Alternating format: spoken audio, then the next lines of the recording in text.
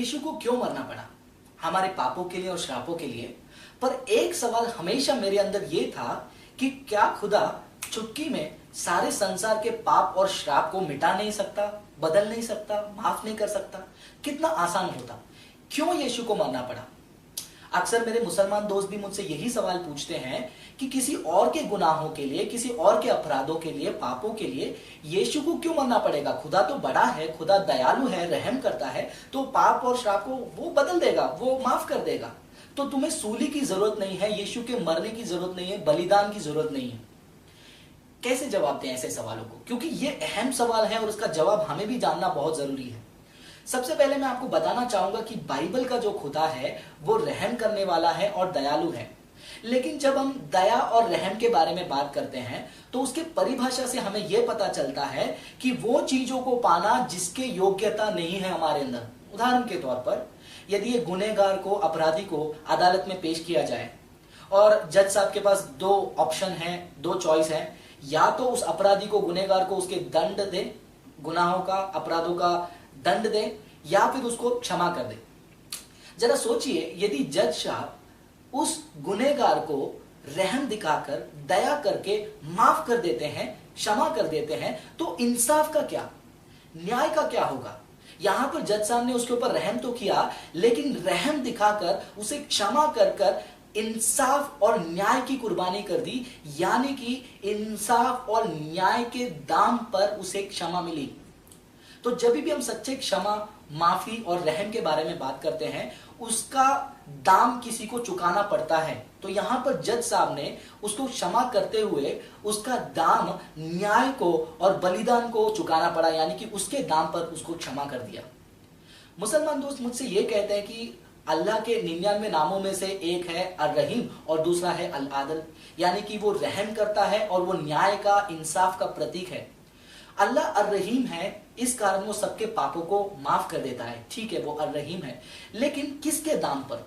यदि अल्लाह सबके पापों को ऐसे ही माफ कर देता है तो ठीक उसी जज साहब के अनुसार इंसाफ और न्याय का बलिदान चढ़ाकर, इंसाफ और न्याय के दाम पे वो लोगों को माफ करते हैं। तो सच कहता हूं दोस्तों, अल्लाह अल आदल यानी कि इंसाफ का प्रतीक नहीं, बल्कि इसे हम न्याय का बलिदान चढ़ाना और नाइंसाफी कहते हैं। लेकिन जब हम बाइबल के खुदा के बारे में बात करते हैं, बाइबल का खुदा अर्रहीम है, वो दयालु है। वो नहीं चाहता है कि कोई भी व्यक्ति उसके पापों के कारण, शापों के कारण अनंत काल के दंड में जाए।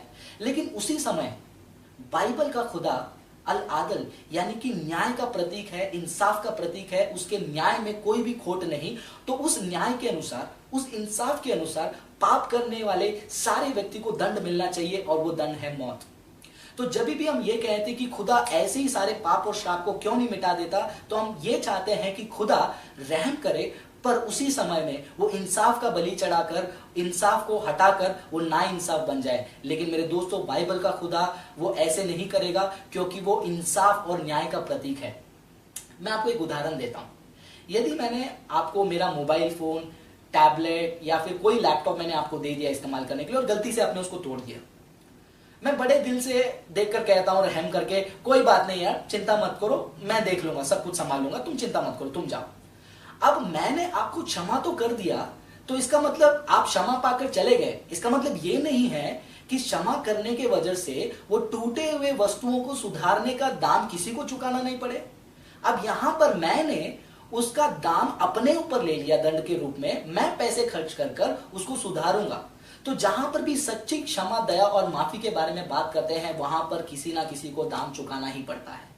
हमारा बाइबल का खुदा अर्रहीम और अल आदल होने के कारण वो दया का और इंसाफ का एक बहुत बड़ा उदाहरण हमें देता है। कोई और खुदा अल आदल और अल रहीम नहीं हो सकता, क्योंकि वो अल रहीम है। उसने अपने आप को हमारे लिए इस दुनिया में दे दिया और आपके और मेरे पापों को क्षमा कर दिया, क्योंकि वो हमसे, हमारे ऊपर रहम करता है। वो अल आदल है, उसने वो रहम, वो क्षमा के कारण न्याय को और इंसाफ को बलिदान नहीं चढ़ाया। उसके दाम पर आपको और मुझे उसने क्षमा नहीं किया, बल्कि यीशु ने सूली पर अपने जान को देकर, खून बहाकर उस क्षमा का दाम चुकाया है। तो दोस्तों, कोई भी खुदा नहीं है जो रहम भी करता है और न्याय भी करता है। यहाँ पर खुदा ने रहम के कारण पाप और श्राप को माफ कर दिया, लेकिन इंसाफ के कारण उसका दाम खुद पे लेकर अपना जान गंवा दिया। कितना महान है हमारा यीशु मसीह, वो अल रहीम अल आदल। उसके प्रेम को तुम चख कर देखो, उसके प्रेम को तुम बांटो और उसके प्रेम को तुम स्वीकार करो।